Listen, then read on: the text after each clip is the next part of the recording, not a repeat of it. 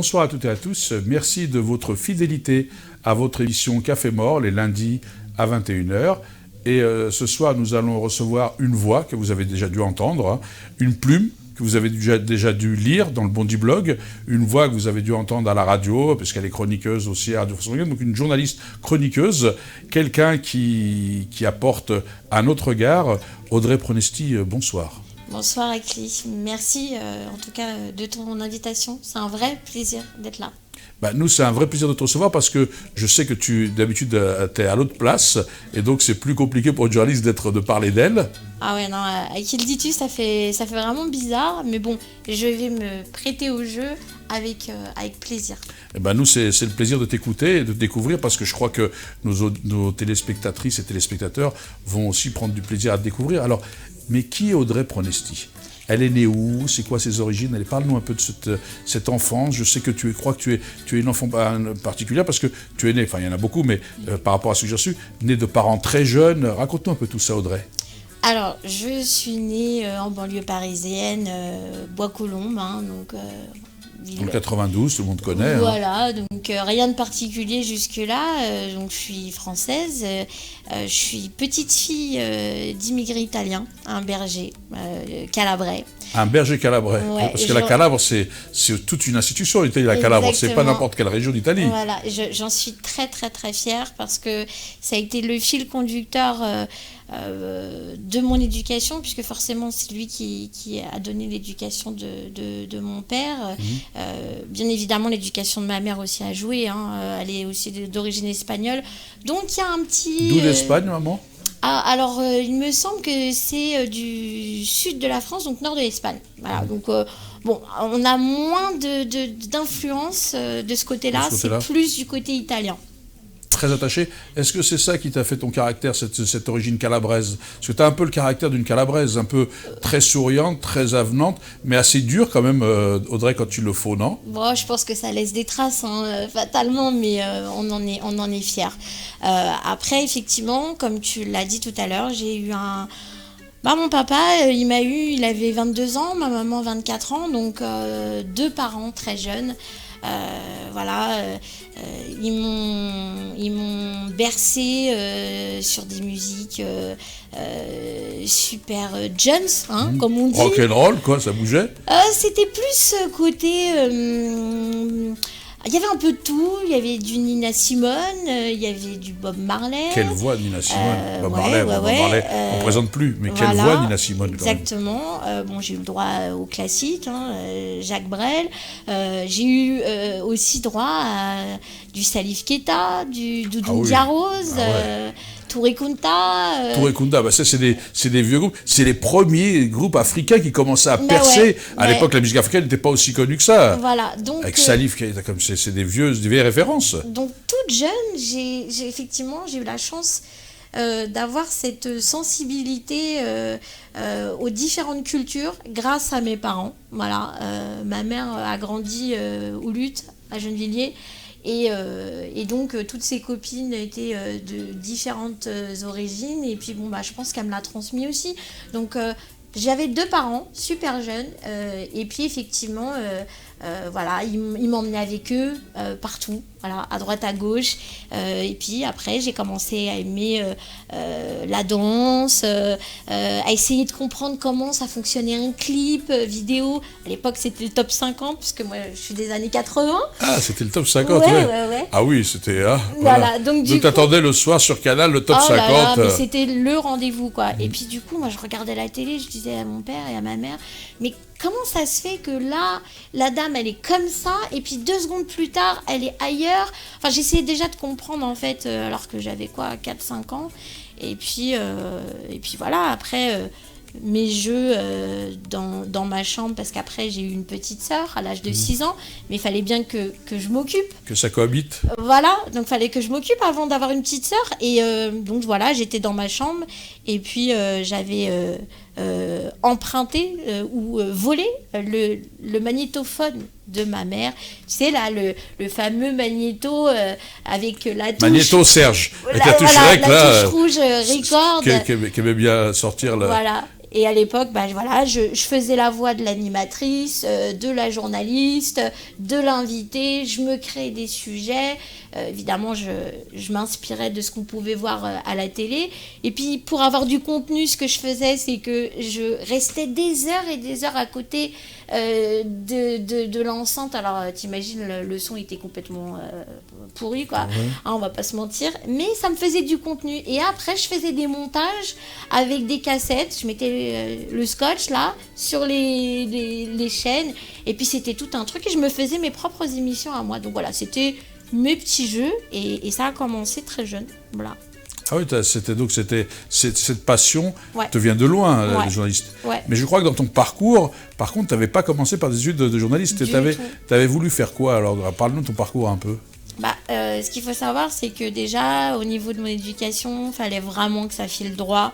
Au niveau de l'école... Ah oui, ton père était assez là-dessus, très à cheval. Ouais. Même s'il était jeune, il était à cheval sur les cours. Non, lui-même et ma mère aussi étaient bons à l'école, donc la question ne se posait pas. J'ai la chance de n'avoir jamais manqué de rien. Hein.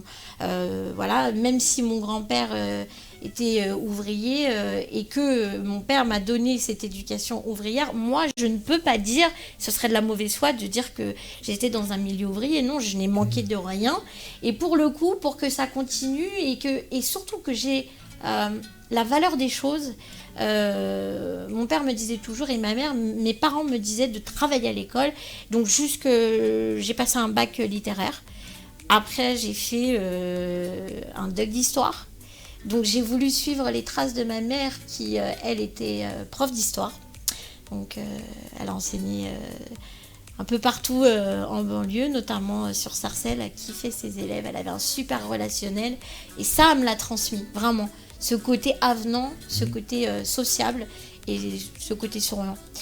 Et voilà, donc j'ai fait mon doc d'histoire. Après, j'ai fait des études de sciences humaines, sciences de l'éducation. J'ai voulu passer un concours d'enseignante. Mais je travaillais en parallèle. Je travaillais pour l'éducation nationale dans l'encadrement d'enfants handicapés.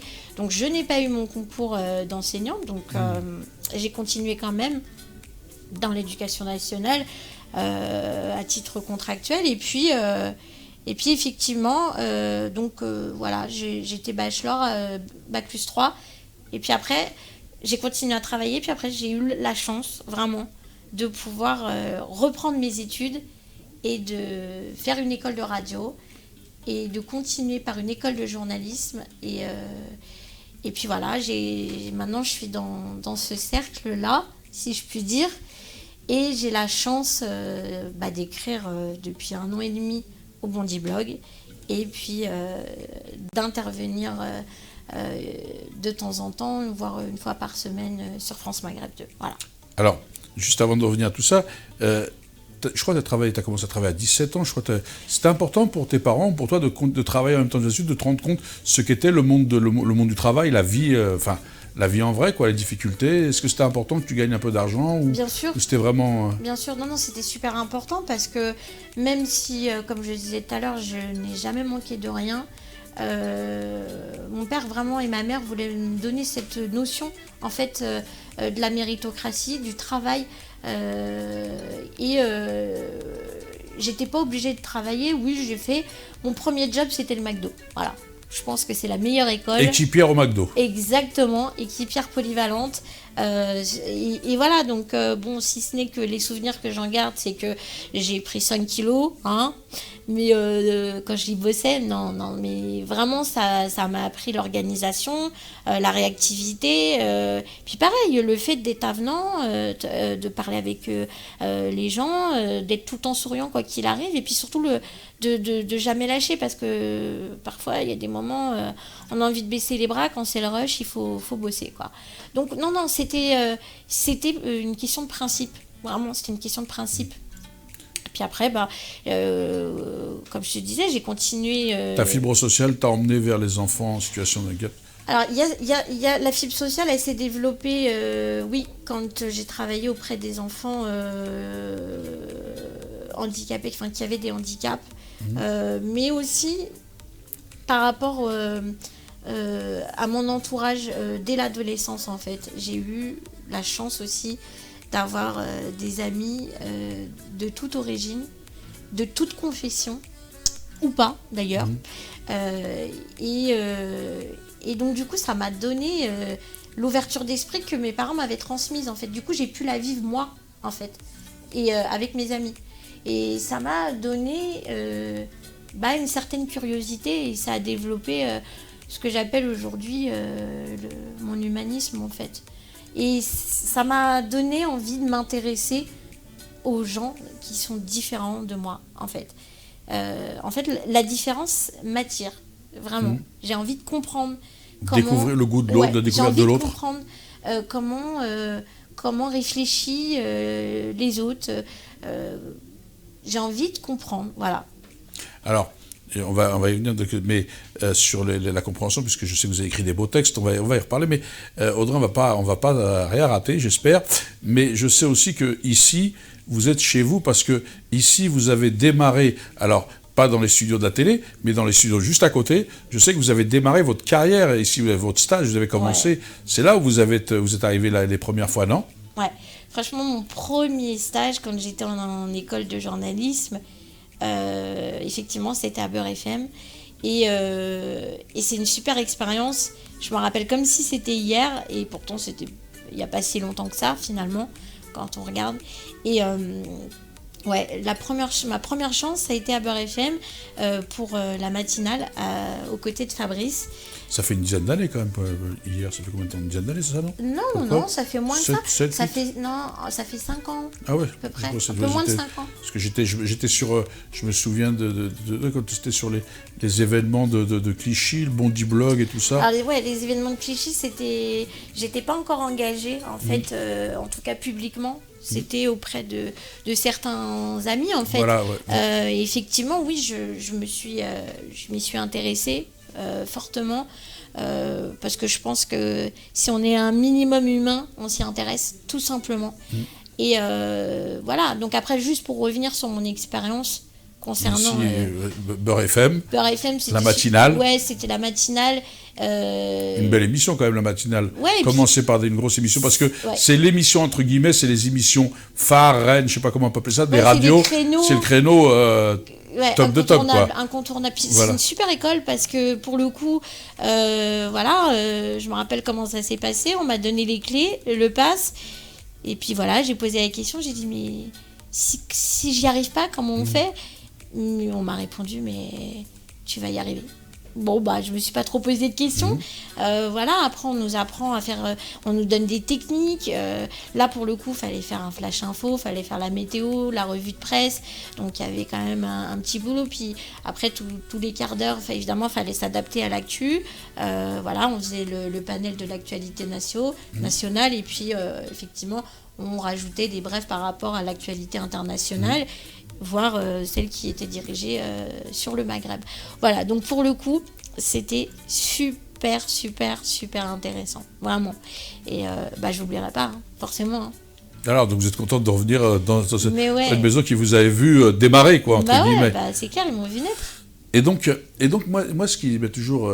parce que Audrey, je sais qu'après on va venir, je sais que tu écris de très beaux textes en rime. Merci. Ça peut inspirer certains rappeurs ou des gens qui veulent que les gens écrivent des chansons. Alors, j'en ai pas la prétention, mais c'est vrai que j'aime beaucoup la poésie de base. Pour moi, le rap, déjà, c'est de la poésie. Déjà. Quand je vois certains textes... Alors là, je vais parler à l'ancienne, mais ceux qui connaissent Sniper, ils sauront de quoi je parle. Pour moi, c'est des poètes, quoi. C'est, voilà, the rappeur. Après, il y a plusieurs types de rap. Il y a le rap conscient. On peut en discuter. Hein. On peut faire un débat, mais c'est pas le sujet. Pour le coup, je me retrouve plus dans ce genre de texte, ou plus des textes à la Orelsan, à la Kerry James. Ça, c'est vraiment... c'est ton truc, quoi. C'est les textes vraiment qui me touchent particulièrement, où je suis le plus réceptive, voilà, on va dire. Alors c'est-à-dire que comment une journaliste qui a une formation de journaliste comme tout se retrouve effectivement dans des médias alternatifs, qu'on appelle plutôt une autre alternative aux médias, parce que toi, dans tes approches, moi, on va y venir, parce que c'est vrai que c'est souvent des fois décalé. Je sais qu'une fois, tu as fait un très beau texte sur l'Algérie, alors que c'est un sujet qui n'est pas un sujet de prédilection. Donc comment une journaliste essaye de venir dans des espaces médias pour donner une autre vision quel regard tu portes sur ce champ médiatique aujourd'hui? En fait, il y a deux choses. La première chose, c'est il y a le côté, je pense, artiste, créatif. Et au départ, avant de m'engager dans la voie journalistique, mes proches ont eu l'occasion de me lire, évidemment par pudeur et puis peut-être par manque de confiance en moi, je faisais pas lire ce que j'écrivais. Je pense pas non plus que c'était exceptionnel, mais en tout cas, ils m'ont encouragée à m'exprimer de façon un peu plus académique, on va dire. Et si on considère que certains médias sont basés sur une ligne éditoriale, on va dire, plus standard, et qui abordent des sujets beaucoup plus classiques. Et puis, voilà, il y a les gros médias dont je suis en train de parler. Et puis, c'est pas si évident que ça de les intégrer. Il faut aussi en être conscient. Puis la deuxième chose, c'est qu'effectivement, les médias alternatifs dont tu parles, c'est des médias qui permettent de faire un focus sur des sujets, on va dire, beaucoup plus sociétaux. Là, moi, je parle du Bondi Blog parce que pour le coup, je me retrouve beaucoup dans ce média. Déjà, la logique, c'est que quand on va dans un média, il faut qu'il y ait une logique, on se retrouve dans la ligne éditoriale. Il y a une part de soi dans le média. Voilà, et dans chaque texte et dans chaque papier, je parle pas que pour moi, chaque reporter, surtout que le Bondi Blog, c'est vraiment basé sur le terrain, essentiellement. Donc c'est du reportage, c'est des témoignages, et ben en fait il y a une sensibilité qui s'en ressort, et au final au-delà des clivages, parce qu'il y aura toujours des personnes qui vont se dire bon, c'est plus un média plus de gauche, plus de droite, mais là au final c'est pas le sujet. Vraiment, quand on regarde comment est abordé les différents sujets, les différentes thématiques, avant tout c'est un média de terrain, c'est un média qui prend le temps et qui fait un focus, et pour moi c'est selon moi la meilleure façon d'aborder les choses, vraiment, parce que malheureusement certains médias comme beaucoup de chaînes de médias en continu, que je respecte, mais c'est une autre façon d'aborder le journalisme, c'est du journalisme qui est dans l'immédiateté, c'est la course à l'info, et l'abord des choses n'est pas du tout le même en fin de compte. Donc moi, ce que j'aime dans le Bondi Blog, c'est ça, c'est cette diversité aussi, diversité d'opinions.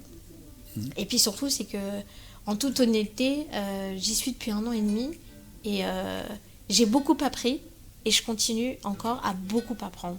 Parce que la rédaction, déjà, elle est extrêmement variée. Et c'est ce qui fait la richesse de nos échanges. Sincèrement, tu verrais, les conférences de rédac, elles sont top. Et puis après, ça nous permet aussi d'élargir nos horizons. Il y a beaucoup de masterclass. Donc, en tout cas, pour ma part, voilà pourquoi je me retrouve dans ce média-là. Après, concernant France Maghreb 2, c'est de la radio. Et j'adore la radio, c'est pas un secret.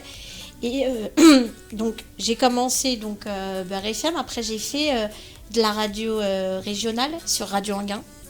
Et pareil, c'est pas la même façon d'aborder l'information. C'est beaucoup de terrain.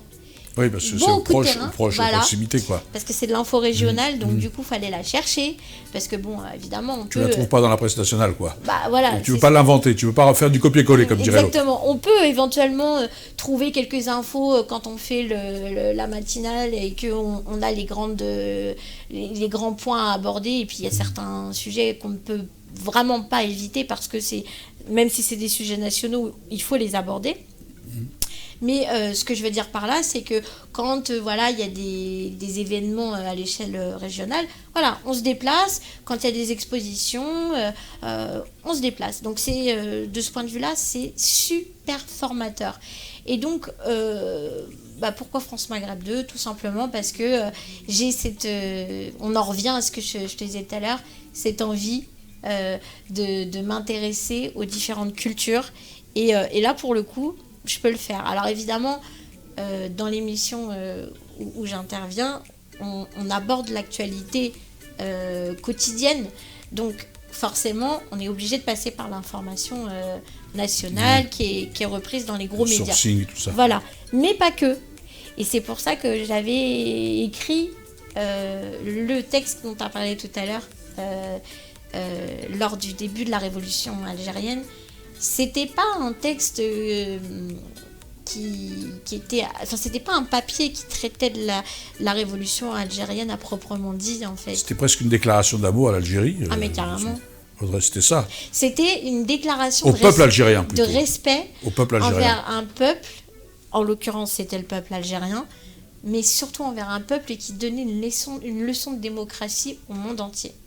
Et là, pour le coup... Voilà, j'ai laissé libre cours à mon inspiration. Et c'est vrai que... Je crois que ce texte a eu 300 000 vues, c'est ça ? Presque. Ça a été en 2 temps, en fait. Ça a été en 2 temps. À ma grande surprise, parce qu'au final...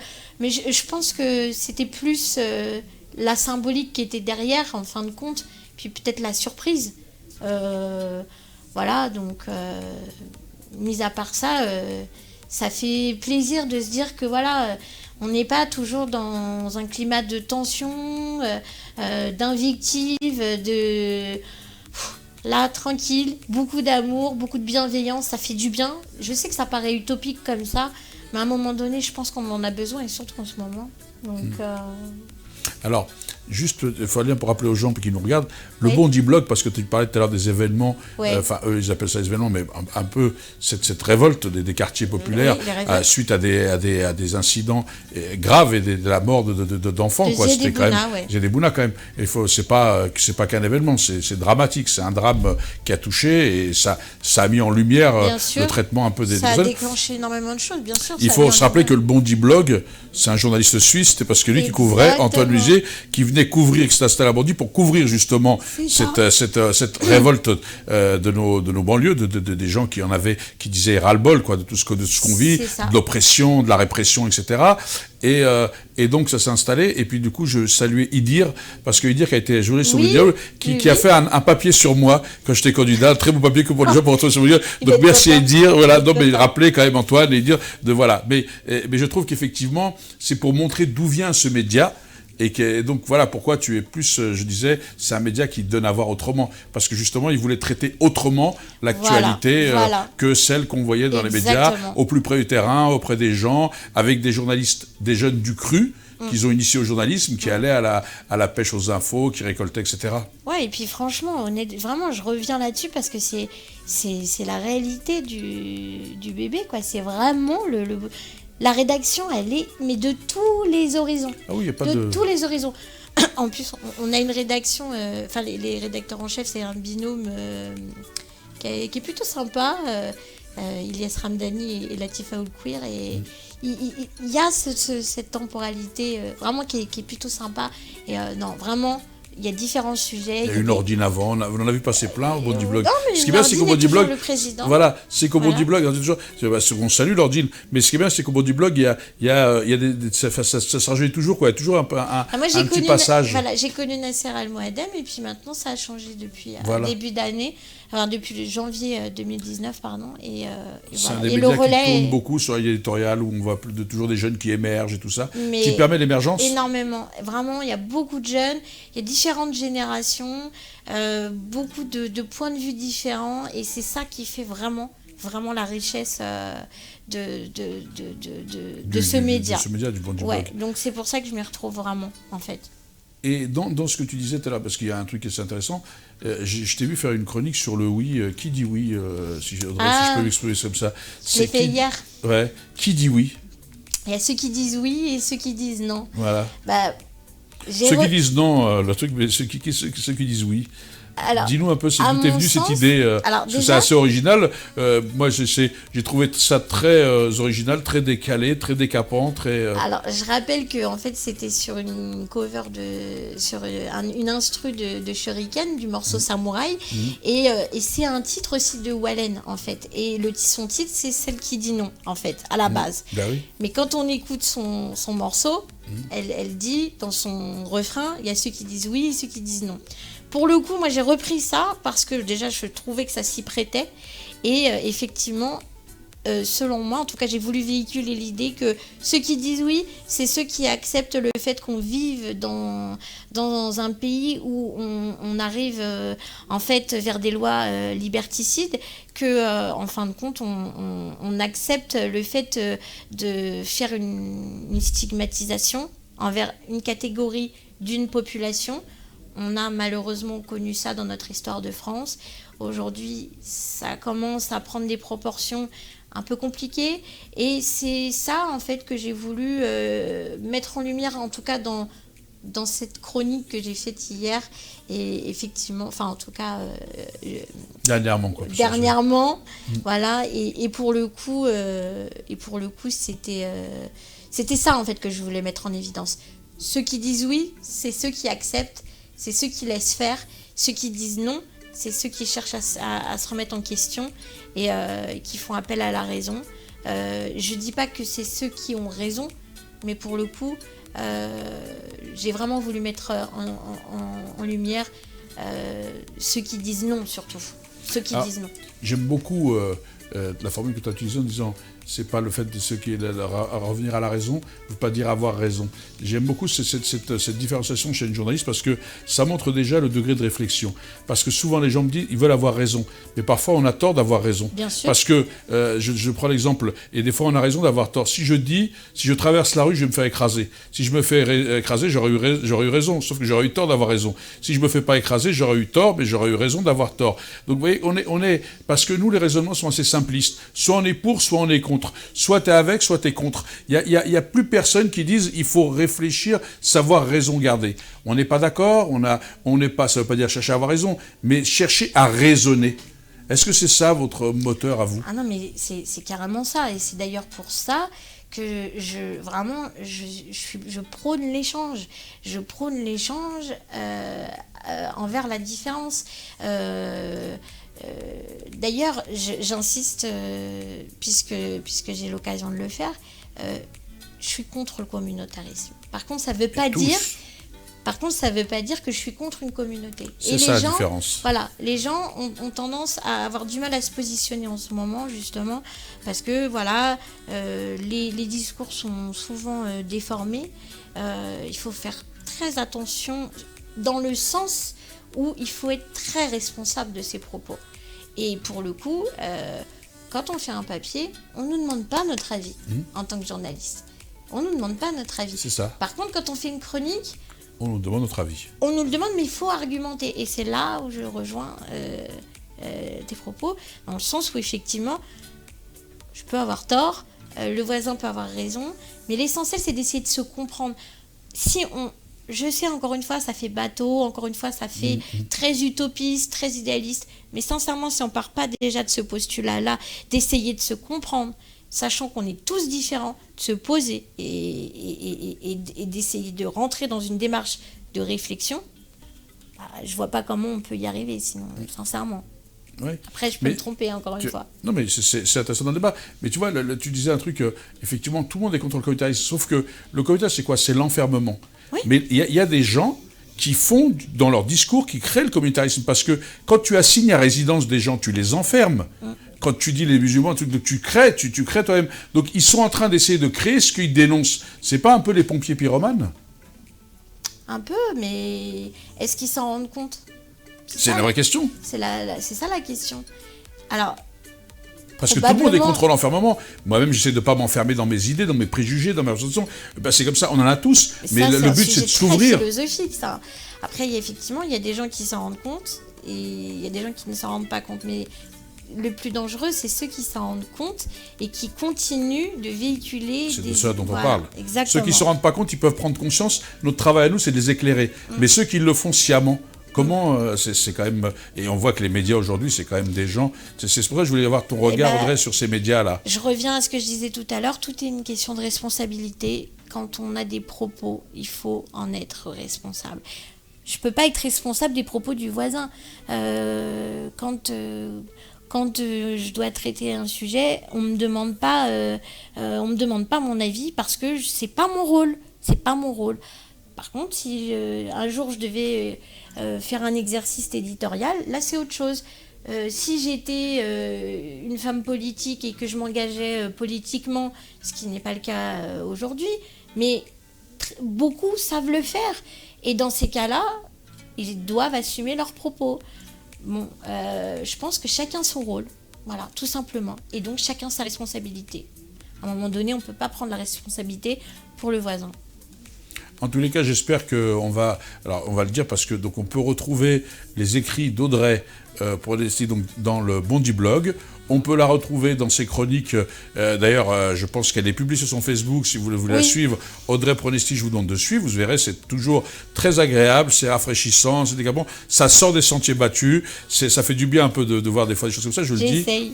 T'essayes, mais tu essayes bien. Donc, dans tous les cas, c'est mon point de vue. Hein. J'ai peut-être pas raison, mais c'est moi ce que je pense. D'ailleurs, c'est pour ça que je voulais t'inviter depuis longtemps, parce que je trouve ça un truc. Et puis, on peut te retrouver donc dans le grand forum avec Christophe de temps en temps, où tu fais tes chroniques, où tu interviens dans les débats. Oui. Voilà, donc Audrey Pronesti, t'as d'autres outils où on peut te suivre je suis sur Twitter, Insta, comme tout le monde en fin de compte. Sous le nom d'Audrey Pronesti. Toujours. Et donc tu partages un peu toutes tes chroniques, tes trucs. Ouais. Est-ce que tu nous partageras un peu tes textes en rime que tu aimes? Parce que tu es... Alors avant de conclure l'émission, je sais que tu es une passionnée de poésie. Ouais, franchement, pour moi la poésie c'est la plus belle forme d'expression. Parce que... C'est la beauté de l'âme, non? Oui, et puis c'est surtout pour moi l'expression d'une certaine forme de douceur. Parce que même si on utilise des mots qui peuvent être parfois violents, ça reste, selon moi, une forme de douceur. Parce que je reviens encore, parce que je vais les citer, parce que ça reste encore un de mes modèles. Quand j'écoute ou quand je lis Kerry James, quels que soient ses textes, quelle que soit la violence et le message qu'il peut porter, parce que c'est justement parce qu'il dénonce des vérités, il y a toujours une forme de douceur. Et c'est pour ça que pour moi la poésie c'est on va dire ma deuxième passion. Voilà. Voilà, écoutez, on suit. Donc nous, on va se quitter, Audrey. Peut-être un dernier mot à dire à nos téléspectatrices et spectateurs. Un petit message. Non, mais mis à part le fait qu'on essaye d'avancer, de se nourrir des gens, surtout. Et puis, paix et tranquillité, quoi. À un moment donné, essayons de s'aimer, tout simplement. Je sais que ça fait bisounours, très bisounours, mais ce côté, en plus on me l'a déjà dit, hein, mais je l'assume complètement. Mais alors totalement. Voilà. Merci Audrey d'être venue nous expliquer, nous parler de vous, de votre parcours. Merci. J'espère que ça va en inciter certains à vouloir suivre vos traces et à vivre leur passion. Donc nous, vous avez sur ce message de bienveillance, c'est pas besoin, mais c'est de la bienveillance, c'est tout simplement être bienveillant, s'écouter, débattre, partager, même si on n'est pas d'accord, le but c'est pas d'être d'accord, le but c'est de raisonner, oui. D'avoir des arguments, de ne pas être dans le nihilisme, dans la stigmatisation, oui. Dans le rejet de l'autre, mais oui. D'essayer, donc sur ce message, Audrey, qui nous invite à nous reconnaître et à essayer être responsable. Et être responsable, surtout. Elle l'a bien dit, et surtout d'être responsable de ce que l'on dit et de ce que l'on fait. La responsabilité, c'est aussi ça. C'est exactement les éléments de la citoyenneté, en fait. Mais exactement. Voilà. Donc, je te remercie, Audrey. Et donc, nous, on se retrouve la semaine prochaine avec un nouvel invité. Donc, je vous souhaite un excellent repas pour celles et ceux qui n'ont pas dîné. Pour les autres, je vous souhaite une excellente soirée. Et j'espère vous retrouver lundi prochain à 21h dans votre émission Café Mort, avec un ou une nouvelle invitée. La semaine prochaine, ce sera un, mais c'est toujours un plaisir de vous voir. Merci à vous, toutes et tous, et bonne soirée.